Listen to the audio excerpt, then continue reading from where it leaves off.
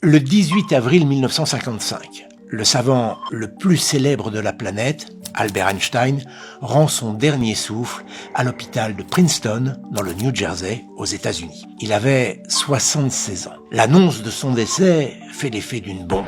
La nouvelle fait la une dans le monde entier. Mais cette mort soudaine surprend sa famille. Einstein semblait en effet en pleine forme jusqu'à la veille où il a été pris de violentes douleurs au ventre. Ses proches, qui veulent connaître la nature du mal qui l'a terrassé, demandent donc au médecin de l'hôpital de pratiquer une autopsie. Cette mission est confiée au médecin légiste Thomas Harvey.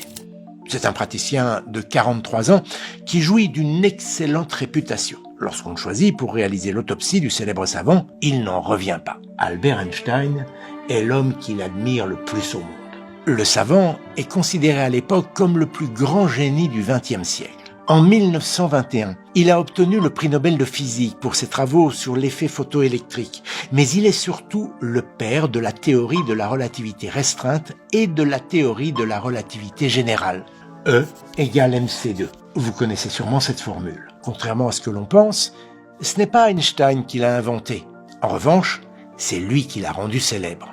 Grand E, l'énergie, est égale à m, la masse, que l'on multiplie par c au carré, c étant la vitesse de la lumière, environ 300 000 km par seconde. La formule signifie en gros que l'énergie a une masse. Grâce à cette égalité complexe et à quelques autres, le savant a permis à l'humanité de faire un pas de géant dans la compréhension de l'univers. En physique, il y a donc un avant et un après Albert Einstein. Le voilà dans la salle d'autopsie, en compagnie de 2 assistants, face au corps du grand savant. Il est allongé sur la table et donne l'impression de dormir, paisiblement. Souvenez-vous, la veille de sa mort, Einstein se plaignait de violentes douleurs au ventre. Le docteur Harvey commence donc par s'intéresser aux organes de l'abdomen. À peine commence-t-il son travail qu'il observe une grande concentration de sang au niveau de la cavité péritonéale d'Albert Einstein. La cavité péritonéale, c'est l'espace situé entre les 2 membranes qui tapissent l'intérieur de l'abdomen. Ces membranes recouvrent l'estomac, le foie et le pancréas. En présence d'une telle quantité d'hémoglobine dans cette zone, Harvey n'a aucun mal à déterminer l'origine du décès. Le savant a été victime d'une rupture d'anévrisme de la aorte abdominale. En rompant, cet anévrisme a provoqué une hémorragie interne très importante qui a été fatale au savant. Albert Einstein avait peu de chances de s'en sortir. Les causes de la mort sont donc maintenant établies. Pas la peine de prospecter plus loin. Le docteur Harvey en a terminé. Enfin, pas tout à fait. En règle générale, le médecin laisse à ses assistants le soin de remettre le cadavre en état. Pendant ce temps, il rédige son rapport. Mais cette fois, ce n'est pas ce qui va se passer.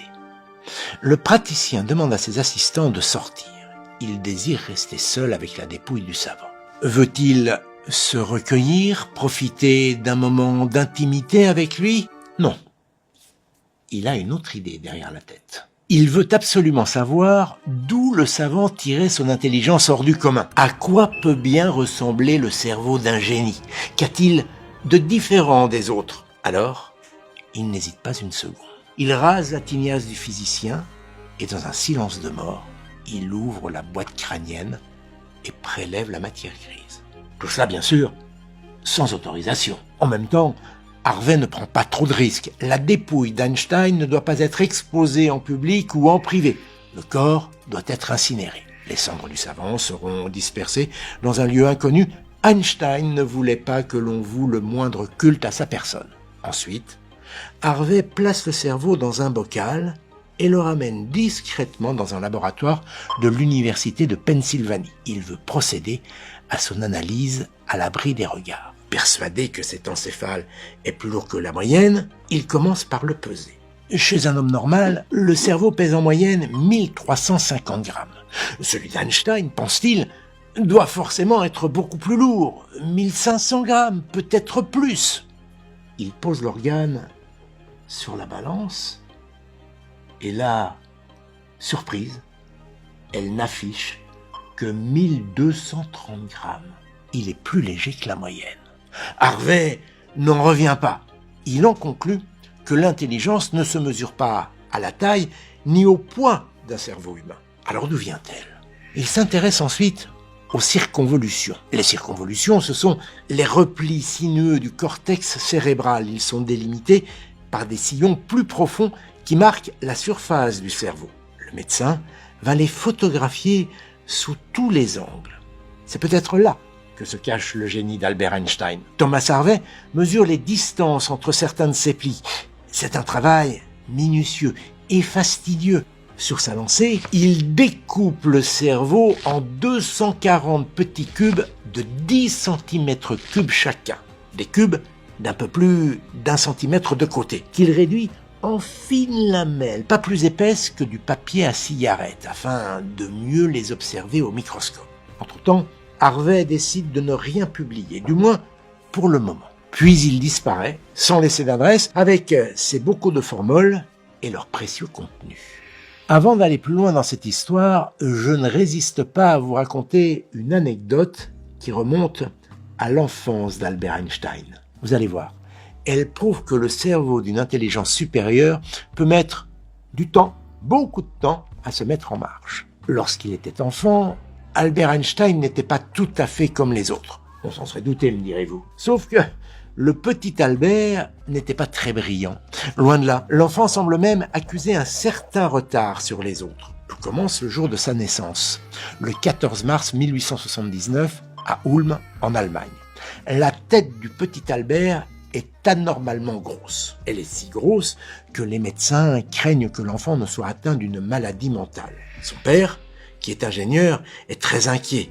Et il y a de quoi. À 3 ans et demi, notre futur prix Nobel est tout simplement incapable de prononcer le moindre mot. Or, un enfant prononce en principe ses premiers mots entre 12 et 16 mois.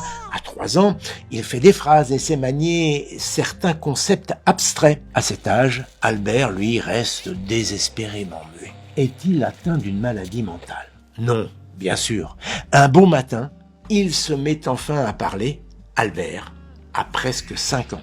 Il est ce que l'on appelle un parleur tardif. Toutefois, le savant restera dyslexique toute sa vie. Adulte, il avait le plus grand mal à lire à haute voix et à exprimer ses idées par écrit. Il éprouvait également des difficultés à apprendre les langues étrangères, comme l'anglais. Cela ne l'empêchera pas, 25 ans plus tard, de publier 5 articles qui vont révolutionner le monde de la physique et feront de lui le plus grand savant du XXe siècle. Ah, j'allais oublier. Aux États-Unis, savez-vous ce que l'on dit aujourd'hui des enfants qui parlent tard? Qu'ils sont atteints du syndrome d'Einstein. Mais revenons au docteur Harvey. Où se cache-t-il et qu'a-t-il fait de son butin? Stephen Levy, un journaliste américain qui a entendu parler de lui, part à sa recherche au début des années 70. Et en 1978, il retrouve sa trace à Wichita, au Kansas. Un beau matin, il frappe à sa porte. Par chance, le médecin lui ouvre et le laisse entrer. Le journaliste n'y va pas par 4 chemins, il lui demande s'il est bien en possession du cerveau d'Albert Einstein. Dans un premier temps, Harvey nie fermement, et puis, curieusement, il se ravise. Et il propose à Levy de le suivre. Harvey l'entraîne dans une petite pièce, une sorte de débarras. Là, il sort une caisse sur laquelle est inscrit « Cidre Costa ». Une caisse de cidre? Le journaliste pense à une plaisanterie. Mais le médecin en sort 2 bocaux contenant un liquide dans lequel baignent des morceaux d'on ne sait trop quoi. Le cerveau d'Albert Einstein en pièces détachées. Il ne lui a pas menti. Dans la foulée, Stephen Levy publie un long article qui déclenche l'intérêt médiatique pour les découvertes de Thomas Harvey. Il révèle que le médecin n'avait rien trouvé d'extraordinaire dans le cerveau du plus grand génie du XXe siècle. Il était désespérément normal. Vous êtes déçus? Attendez un instant. L'histoire n'est pas tout à fait terminée. Elle rebondit en 1982 lorsqu'Harvey accepte enfin de partager un peu de son trésor avec ses confrères. Il envoie à 18 éminents chercheurs des lames histologiques et des photographies du cerveau. Il en résulte 6 publications importantes qui révèlent au final qu'Albert Einstein avait bien un cerveau différent du mien et du vôtre. Son anatomie ne présente aucune différence, sauf en ce qui concerne les lobes pariétaux qui sont hypertrophiés, c'est-à-dire plus gros que la normale. De plus, dans les deux hémisphères, la morphologie du sillon latéral, qui se situe ici sur l'image, est unique par rapport à celle observée sur des cerveaux témoins. Ils sont plus étendus que la normale, une particularité qui a déjà été observée chez d'autres grands physiciens et mathématiciens. Mais attention, on ne peut pas faire le lien entre ces particularités et l'intelligence d'Albert Einstein. D'ailleurs, qu'en aurait-il pensé s'il avait toujours été vivant? Sans doute pas grand-chose. Comme il aimait le dire, l'intelligence n'est pas la capacité à stocker des informations, mais de savoir où les trouver.